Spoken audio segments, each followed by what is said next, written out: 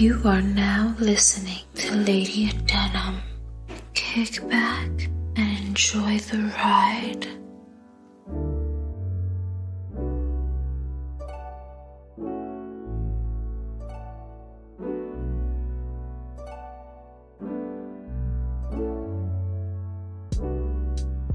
Welcome, ladies and gentlemen, wise guys and gangster moles alike.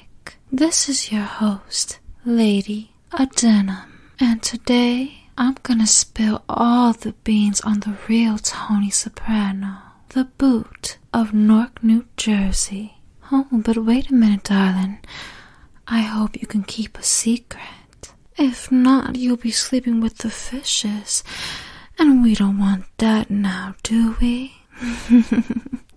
So keep your mouth shut and come hither, darlings, and listen closely. I don't want to have to repeat myself again. So, The Sopranos became an instant hit when it debuted on HBO, and since then has been hailed as one of the greatest television dramas of all time.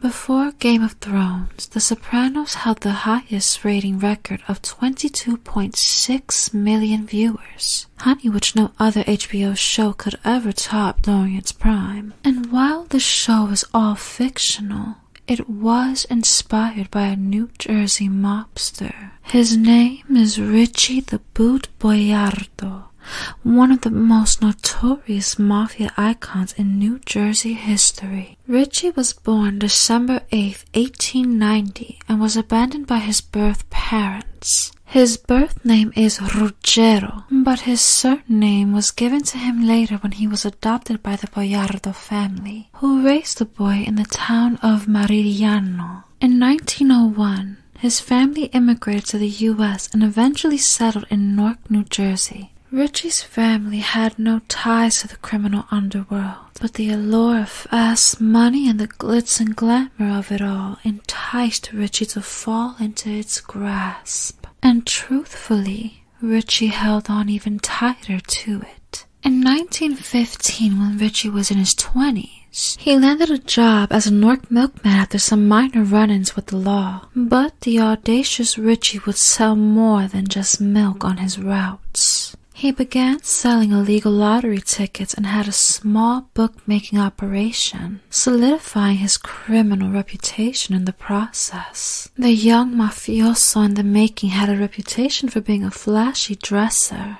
but he also built a reputation for brutality in his street dealings, earning him the nickname The Boot. When Prohibition hit in the 1920s, it birthed a new era of gangsters who seized the opportunity of distributing illegal booze through a massive, intricate bootlegging operation. And it was during this time Richie made a name for himself as a bootlegger. And he learned the business from two gang leaders named John and Frank Mazzocchi. Because of the boot's booming business, it led to a battle in the early 30s for control of the Newark rackets with gangster Abner Longy Swillman. Abner was a Jewish crime boss known as the Al Capone of New Jersey and a member of the Big Six Mafia ruling commission. During the turbulent power struggle between the two men, Richie was ambushed and severely wounded by 12 buckshot pellets from shotguns. Luckily, he survived the failed assassination attempt. The two mysterious assailants were never caught.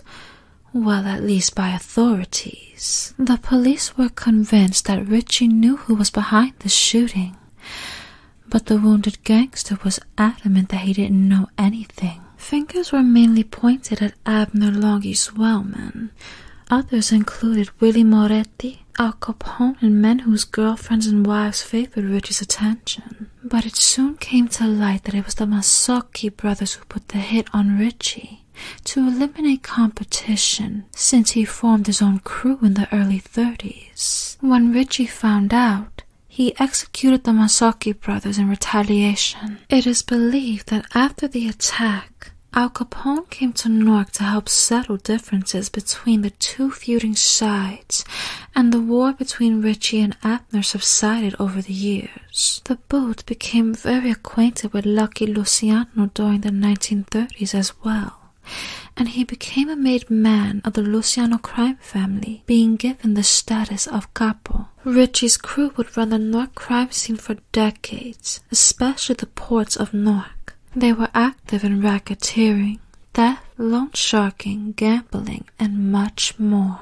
In 1957, the family was renamed the Genovese family after Vito Genovese, who was Lucky Luciano's longtime associate and childhood friend. In 1959, Richie's rival Abner Longy Swellman was murdered, and the Boot then became the Undisputed Mob Boss of Newark, along with already having the title of being one of the bootlegging kings of the city. The infamous Mafioso was quite the celebrity, already known to be affiliated with big notorious names such as Al Capone and Lucky Luciano. But people didn't know that he also rubbed shoulders with the Yankees legend Joe DiMaggio and actor George Raft, and a long list of politicians, one of them being then Newark Mayor Hugh Adonizio. Despite establishing his name and building his empire in the criminal underworld,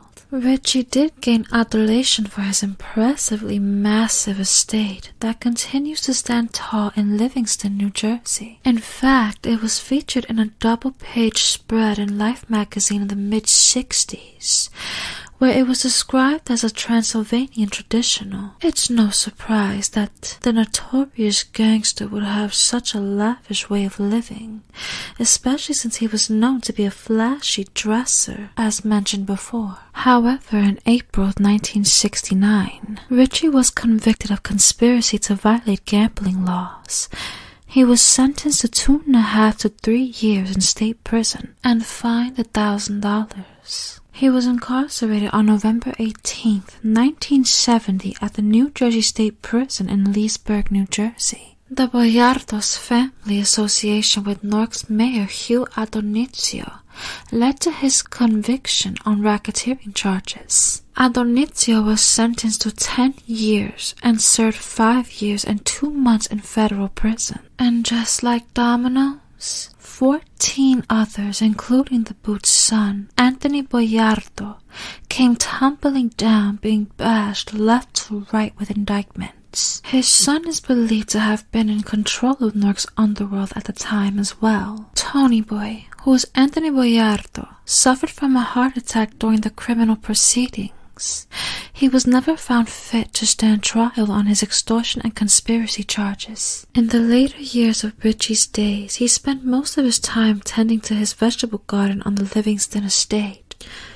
Rumor has it that when the Boot was active and in his prime, the trash furnace on his estate was used to dispose the bodies of his enemies. Unfortunately, we will never know the truth. On Good Friday, 1978, Tony Boy would suffer another heart attack.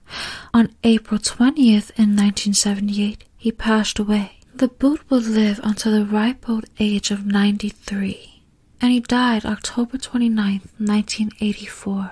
Ruggero Boiardo's reign lasted 6 decades and was one of the most powerful and feared men in the New Jersey underworld of the 20th century. Well, ladies and gentlemen, now you know the man who inspired the Sopranos. Know that men like the Boot are not to be praised by the evil they have done, but admired for their ambition and will to build an empire from the ground up, coming from humble beginnings. After all, sugar, life is what you make it. If you're busy just fantasizing about a dream life, then honey, that's all it'll be. Nothing but a dream. Take care, ladies and gentlemen, and thank you for listening. You can follow my Insta at the Lady at Denim Podcast _. You can also follow my main Insta and Twitter at Denim. Be sure to follow and like my Facebook page at the Lady at Denim Podcast. Mwah. Until next time, darling.